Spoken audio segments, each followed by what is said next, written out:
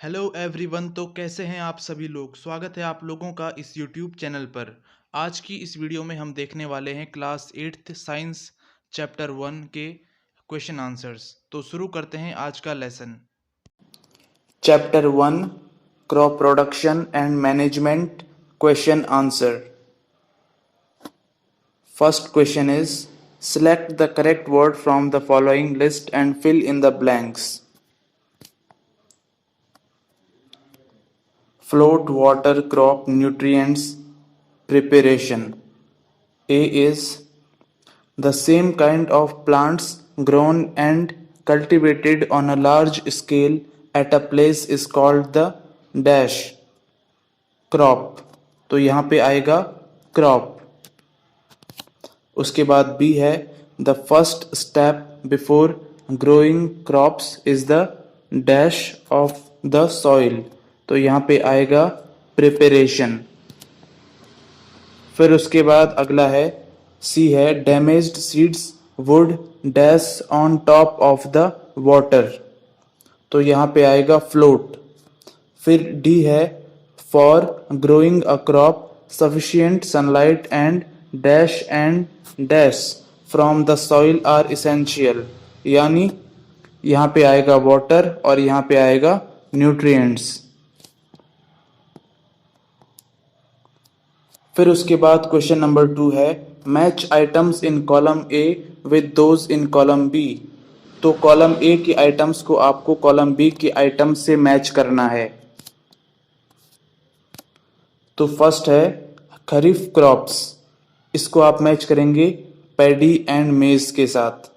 फिर सेकंड है रबी क्रॉप्स और इसको आप मैच करेंगे वीट ग्राम पी के साथ। फिर थर्ड है केमिकल फर्टिलाइजर्स, इसको आप मैच करेंगे यूरिया एंड सुपर फॉस्फेट के साथ। फिर फोर्थ है ऑर्गेनिक मैन्योर और इसको आप मैच करेंगे animal excreta cow dung urine and plant wastage.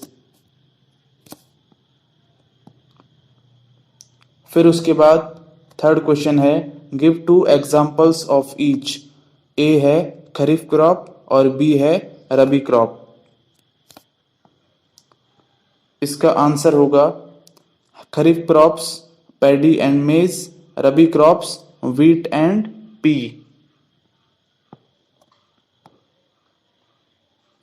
Question number 4 write a paragraph in your own words on each of the following. A है preparation of soil, B है sowing, C है weeding, D है threshing। तो इन पर आपको एक एक paragraph लिखना है। तो इसका आंसर आप इस तरह से लिखेंगे ए है प्रिपरेशन ऑफ सॉइल। तो पहले आप ए पार्ट के बारे में लिखेंगे प्रिपरेशन ऑफ सॉइल के बारे में।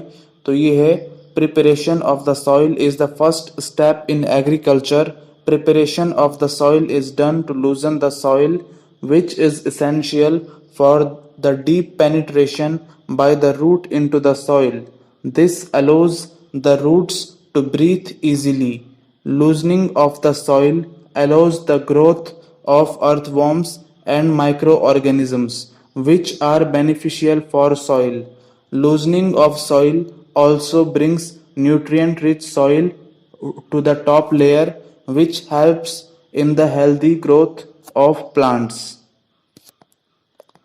फिर बी है बी जो पैराग्राफ है ये सोइंग के बारे में है और इसमें है sowing is an important process in crop production.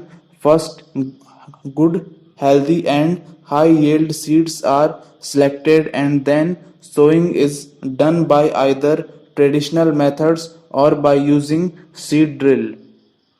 तो ये हो गया sowing। फिर उसके बाद सी है removal of unnecessary plants from the field is called weeding। तो ये weeding के बारे में है। weeds compete with crop plants for nutrients and water and light. This will affect the growth of the crop plants. Tiling is a common method which helps removal of weeds before sowing crops. Manual methods like physical uprooting of plants is used to remove weeds. Spraying weedicides is also an effective way to get rid of weeds. फिर D है इसका, process of separating the chaff from the crop is known as threshing. Threshing is carried by a machine called combine, which is harvester as well as a thresher. Threshing is also done by winnowing machine by those farmers who have small holdings of land.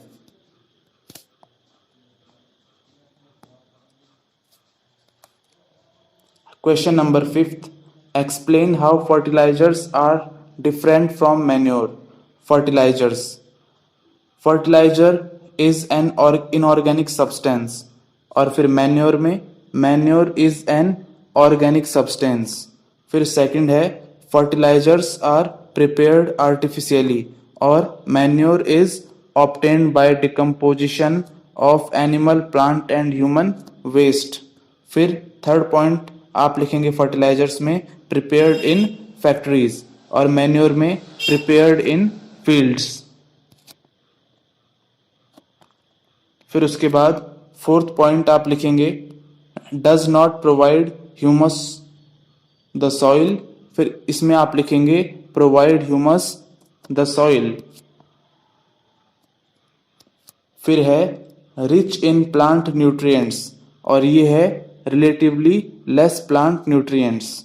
फिर six point आप fertilisers में लिखेंगे long term usage has adverse effects on soil और इसमें आप लिखेंगे manures में long term usage improves soil fertility. Question number 6. What is irrigation? Describe 2 methods of irrigation which conserve water. तो इसका आंसर है the supply of water to crops at regular intervals is called irrigation. Methods of irrigation which conserve water are A. Drip irrigation, here the water goes drop by drop directly into the roots. This method is very useful as it conserves the water. फिर B है sprinkler system.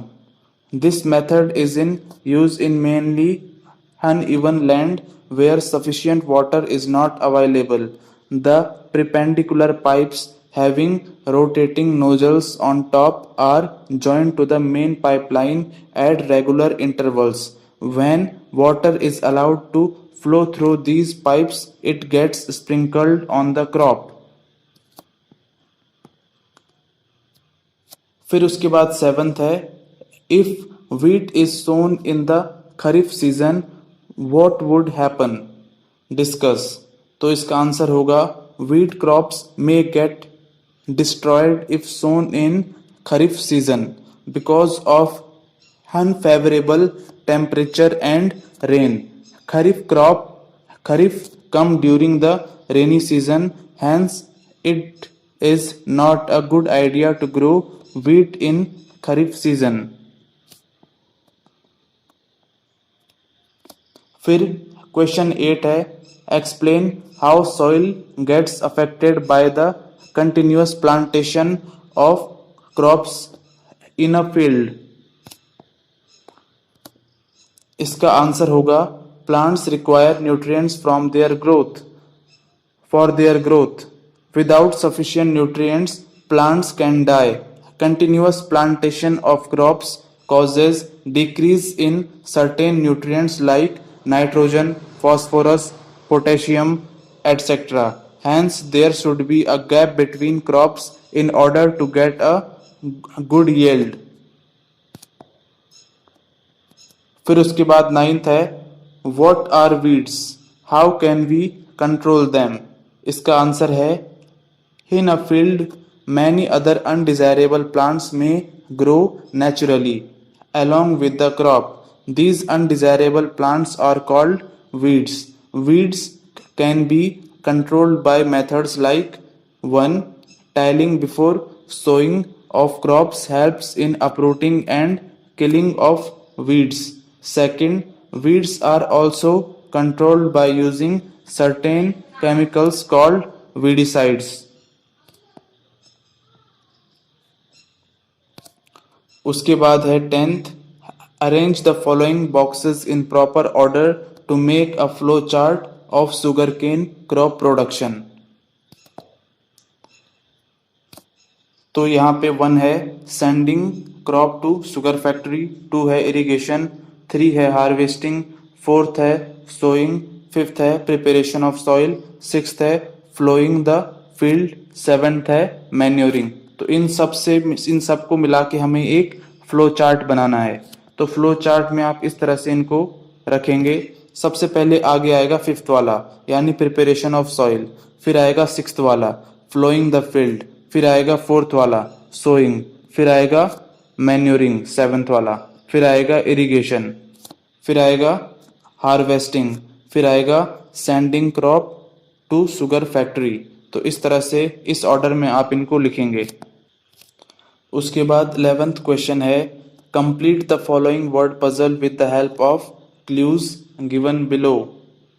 तो यहाँ पे कुछ clues दिए गए हैं जैसे कि ये है और आपको इनकी मदद से वर्ड पजल को कंप्लीट करना है। तो ये है आपका वर्ड पजल, तो इसको आपको फिल करना है। तो इसको आप इस तरह से फिल करेंगे, इस तरह से आप देख सकते हैं। तो इसे देखकर आप अपनी बुक में इसको फिल कर सकते हैं।